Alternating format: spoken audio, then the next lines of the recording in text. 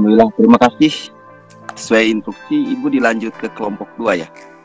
Enggak. Ya, siap Bapak. Terima kasih. Kelompok 2 langsung saya sebagai pembawa acaranya. Assalamualaikum warahmatullahi wabarakatuh. Waalaikumsalam warahmatullahi wabarakatuh. Siang menjelang sore Bapak dan Ibu yang terhormat, Ibu Haji Ai Suherti, yang terhormat Bapak Ugan dan Bapak Himawan Sutanto, dan yang terhormat Bapak dan Ibu guru hebat CGP semuanya. Perkenalkan kami dari kelompok 2. Yang pertama ada Bapak Damuin, yang kedua Ibu Tri Lestari, kemudian Pak Fitrianto, Ibu Ayu Dwi Puspitasari, dan yang kelima saya sendiri, Om Omaria Dewi. Untuk menghemat waktu, saya persilahkan ice breaking dulu ya Bapak Ibu. Lupa saya. Ya, ice breakingnya saya sendiri. Saya sendiri yang akan memandunya. Siap. Ya, semangat saya yang menyanyi ya. Bapak. Ini lagunya lagu Marina ya Bapak Ibu ya. Marina menari di atas menara, ya, begitu itu ya Bapak Ibu ya. Gerakannya menari-nari. Ya. Pada saat saya mengucapkan Marina di dada. Marina menari di atas menara. Itu ya Bapak Ibu ya. Di atas menara Marina menari. Marina merana di bawah menara, di bawah menara. Ada kopi? Siap? Siap. Ya, saya ulangi ya. Marina atas menara, atas menara. Marina menari kembali. Marina menari di bawah menara. Marina menangis-nangis. Oke, sip. Sudah mulai pada keluar. Lanjutkan. Untuk memaparkan hasil diskusi kelompok kami, silakan untuk Ibu Ayu Dwi Puspitasari untuk ya. Baik, siap. Oke, bangga. Dari Pak Damuin ya? Saya yang share-kan aku. Iya, baik Pak.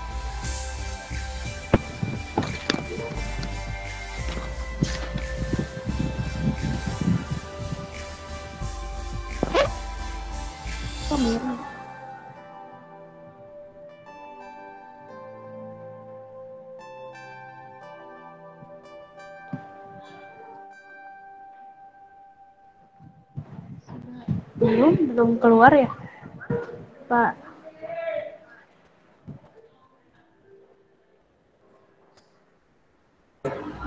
Jimit laptop Bu Ayunya belum kabur. Oh, yang share screen dari Pak Damuin Pak. Itu belum down.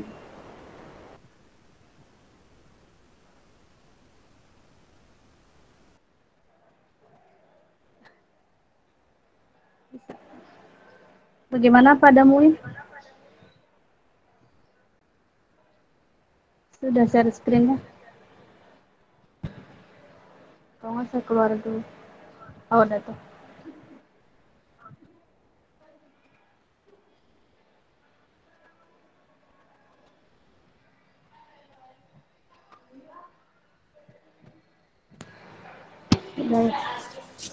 Sudah muncul belum, Bu? Sudah ya? Sudah Pak. Ya. Sudah ya. Assalamualaikum warahmatullahi wabarakatuh.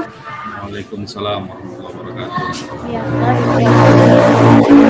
yang terhormat Bapak Ibu Haji Ai sebagai fasilitator, yang terhormat Bapak Himawan dan Pak Ugan sebagai pengajar praktek, dan teman-teman rekan-rekan CGP Angkatan 7 Kabupaten Indramayu dan Bandung. Presentasi kami dari kelompok 2. Mohon maaf saya tidak membawakan pantun Di next Pak, ya kelompok 2. Tadi perkenalan grupnya sudah ya sama Ibu Om. Nah, di sini ada nilai-nilai karakter apa saja yang sesuai dengan sumber daya lokal yang ada di lembaga masing-masing. Kemudian bagaimana karakter siswa sebagai karakter siswa anggota masyarakat mengenai filosofi Ki Hajar Dewantara dan kesepakatan laka kelas. Kemarin hasil diskusi kami menyampaikan ada 5S, ada next Pak, ada senyum, salam, sapa, silaturahmi, dan santun. Sebelumnya, jadi di dalam pembelajaran senyum, guru dapat menumbuhkan budi pekerti kepada siswa, diantaranya dengan senyum. Katanya kan ya Pak, senyum adalah ibadah. Nah, itu yang kita tanemin ke siswa-siswi, kita harus senyum gitu. Bagaimanapun mereka mempunyai masalah apapun di rumah, tapi kalau di sekolah kita lupakan dulu masalahnya, kita fokus belajar. Jadi ibarat gelas, kalau kita mau belajar gitu, kita kosongin dulu gelasnya agar bisa menangkap semua pelajaran yang terdapat di sekolah. Kemudian di sini senyum yaitu kepada gurunya saat tiba di sekolah dengan melakukan siswa selalu menyalami saat bertemu dengan gurunya. Mungkin juga sama ya di setiap sekolah, pasti kalau papasan dengan guru gitu, siswa selalu, Ibu, punten, permisi, senyum. Nah itu nilai luhur yang kita tanamkan sesuai dengan filosofi Ki Hajar Dewantara. Kemudian ada salam. Salam juga guru dapat menumbuhkan budi pekerti yang luhur pada siswa melalui kegiatan 5S, yaitu salam.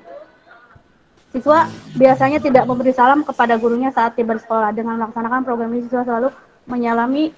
Ini sama seperti senyum. Jadi assalamualaikum gitu. Salam dari guru kepada siswanya. Lanjut Pak. Kemudian sapa. Jadi kita selalu bercakap, menegur, mengajak bicara sama teman sejawat, saling menegur kebaikan melalui ketika teman berbuat salah, maka kita harus mengingatkan gitu. Seperti yang tadi Pak Syarif bawain juga kan, sili asih, saling menyayangi. Nah ini sebenarnya hampir-hampir sama. Cuma ini biasanya slogan-slogan yang ada di sekolah. 5S pasti selalu ada di setiap pintu-pintu masuk, ada bannernya. Memasuki kawasan 5S, senyum, salam, sapa, silaturahmi, dan santun. Kemudian silaturahmi yaitu jika siswa atau guru-guru ada yang tertimpa musibah, bencana, ataupun sakit, ataupun ada keluarga yang meninggal, guru itu selalu datang, ataupun siswa menengok temannya yang sakit, didampingi dengan wali kelas dan guru bimbingan konseling. Kemudian santun. Santun adalah perilaku menumbuhkan sikap budi pekerti agar menunjukkan sikap saling menghargai sesama teman, yaitu intoleransi, seperti walaupun berbeda agama kita tetap kemarin juga kan disinggung sama Pak Himawan, kita boleh mengucapkan hari-hari besar di agama lain gitu kan. Di salam juga kan ada assalamualaikum, om swastiastu gitu, nama budaya. Nah itu artinya kita intoleran terhadap semua agama yang ada di Indonesia gitu. Kemudian santun itu kita juga harus permisi gitu terhadap orang yang lebih tua. Kita juga harus tahu tata krama, bagaimana kita berbicara dengan orang yang lebih tua gitu, ataupun dengan atasan kita. Itu kan ada tata kramanya ya, cara berbicara, ada gesturnya, kemudian ada juga manner gitu. Ya seperti itu yang dapat saya sampaikan. Jadi hasil diskusi kami, kita mendapatkan 5S, senyum, salam, sapa, silaturahmi, dan santun. Mohon maaf jika ada kekurangan dari kelompok kami. Wassalamualaikum warahmatullahi wabarakatuh. Waalaikumsalam. Terima kasih Ibu Ayu yang memaparkan diskusi dari kelompok kami. Selanjutnya untuk sesi pertanyaan, Bapak Fitrianto silakan untuk memandu bagi kelompok 1 yang akan bertanya. Pak Fitri. Siap. Ya, mangga Pak. Bismillahirrahmanirrahim. Assalamualaikum teman-teman hebat, guru penggerak angkatan 7 dari Bandung dan Indramayu. Baik, saya akan coba memandu jalannya diskusi ini untuk sesi pertanyaan. Mangga kepada teman-teman apabila ada pertanyaan, kalau bisa dijawab kita jawab, kalau tidak bisa kita diskusikan bersama-sama. Mangga. Bu Wiwin udah ngacung. Ya, Ibu Wiwin. Ibu Wiwin. Assalamualaikum, ya. Sadayana. Tadi yang memberikan, tadi ada sedikit menggelitik saya tentang untuk mendapatkan pelajaran ibarat gelas, kosongkan dulu, betul begitu tadi tuh? Iya. Ya. Ibu betul, kosongkan dulu isi kepalanya, jadi biar masuk ada pelajaran yang baru lagi seperti itu. Okay. Oh begitu ya, terima kasih. Kalau sebentar. Kalau untuk kondisional di kelas, ayo mungkin lebih ini fokus ya. Sedikit saya bukan pertanyaan, jadi hanya ingin sharing saja tentang prinsip gelas kosong. Yang saya ketahui, sejauh yang saya ketahui, bahwa jika pendidikan berdasarkan prinsip gelas kosong, itu artinya pendidikan lebih prinsip gelas kosong itu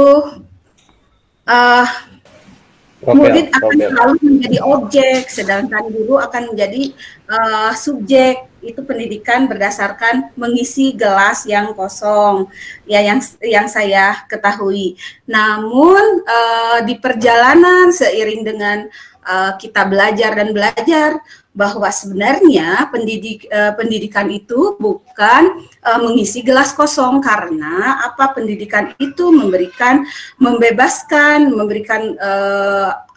pendidikan yang membebaskan. Pendidikan itu membebaskan, pendidikan yang diberikan pada anak didik itu disesuaikan dengan perkembangan dan potensi yang dimiliki anak didik agar tumbuh dan berkembang menjadi manusia yang merdeka. Nah, ini kan sesuai banget dengan konsep KHD. Jadi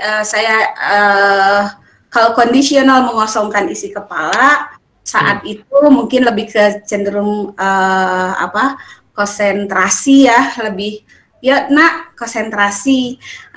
Mungkin jangan sampai ada anggapan bahwa mendidik itu mengisi gelas kosong, karena yaitu ketika mengisi gelas kosong maka di situ bahwa anak itu posisinya sebagai objek saja gitu ya, dan guru sebagai subjek. Ada dikte di sana, ada ini. Mungkin saya ingin sharing tentang itu dari apa yang saya dapatkan sebelumnya. Nah, tentang 5S, sapa salam, senyum sapa salam, ya setuju banget dengan itu kalau nggak salah yang menggulirkan senyum sapa salam itu Agim awalnya ya.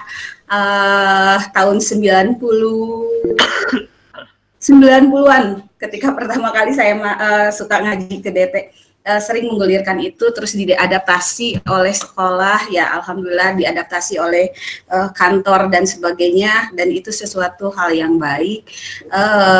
Kami pun sama menerapkan hal itu.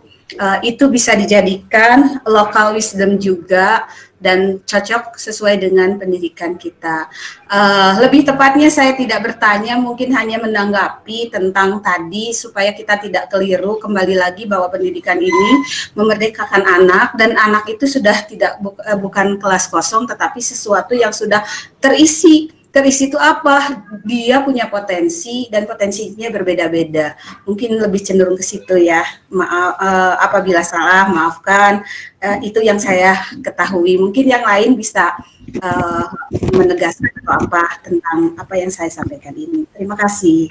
Terima kasih. Boleh saya juga menanggapi, Pak Fitri? Ya, bangga untuk Pak Yuyun Sutejo untuk Terima kasih.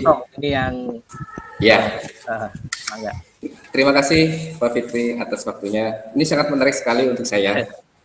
Jadi gelas kosong ya yang diisi oleh orang, mau diisi teh jadi teh, mau diisi kopi jadi kopi, mau diisi susu jadi susu, atau diisi barang-barang air yang tidak bermanfaat juga bisa juga.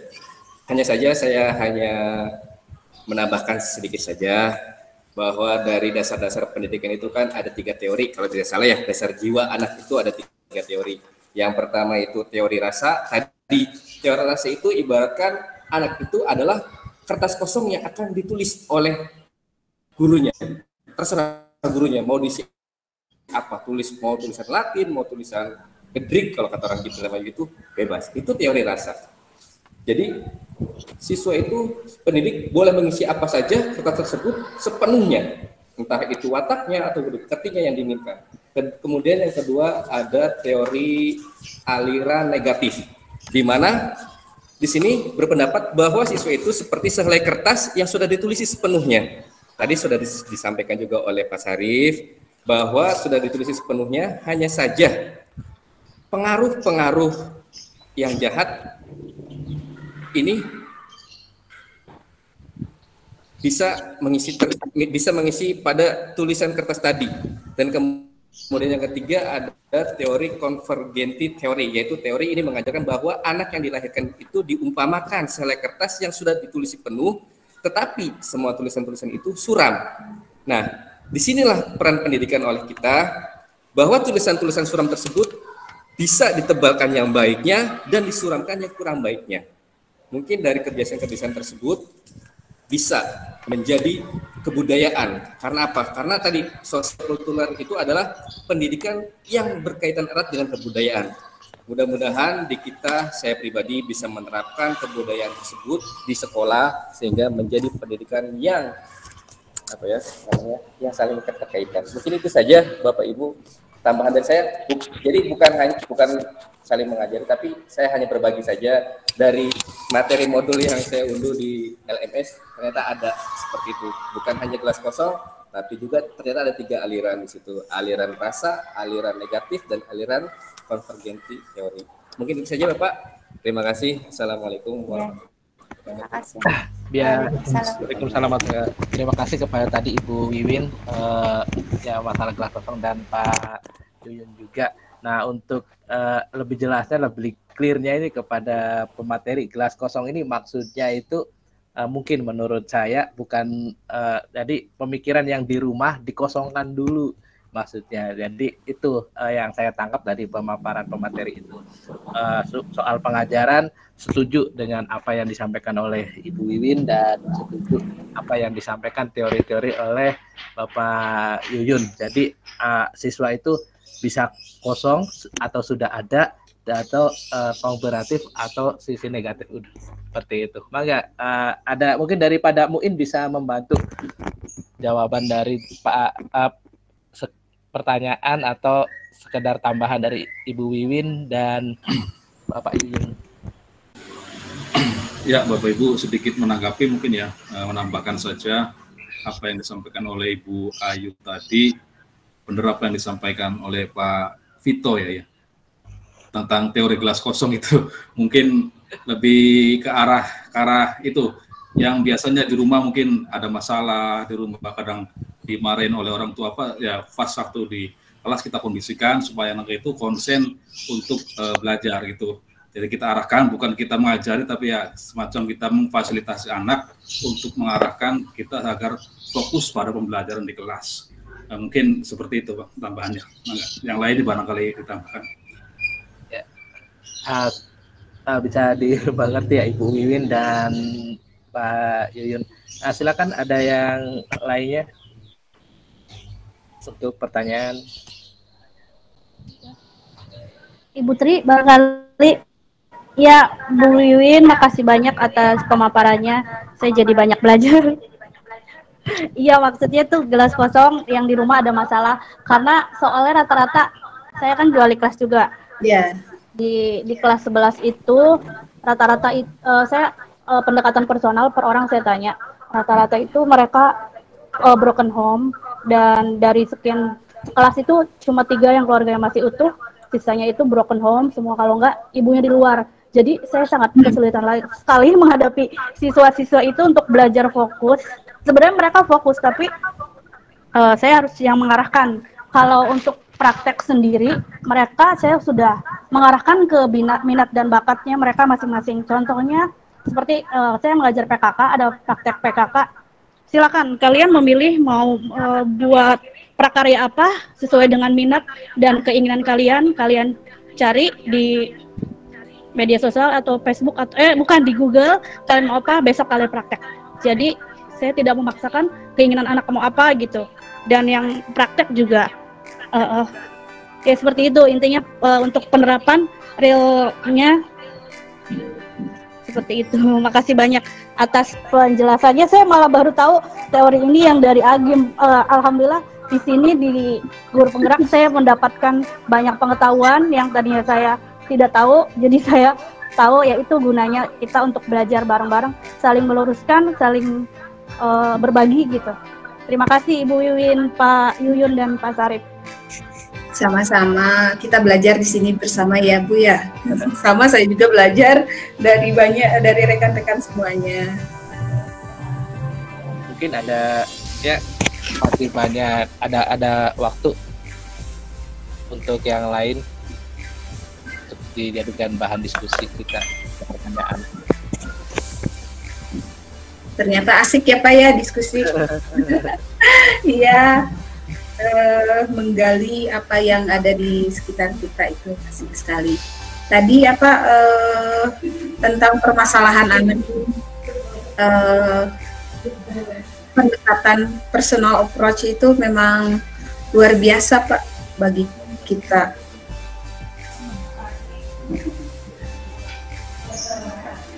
Oke, bisa Ibu tambahkan? Iya, Boleh Ibu. Oke. Sebelum Ibu memberikan penguatan, boleh tepuk tangan dulu buat 2 kelompok yang hebat. Ya.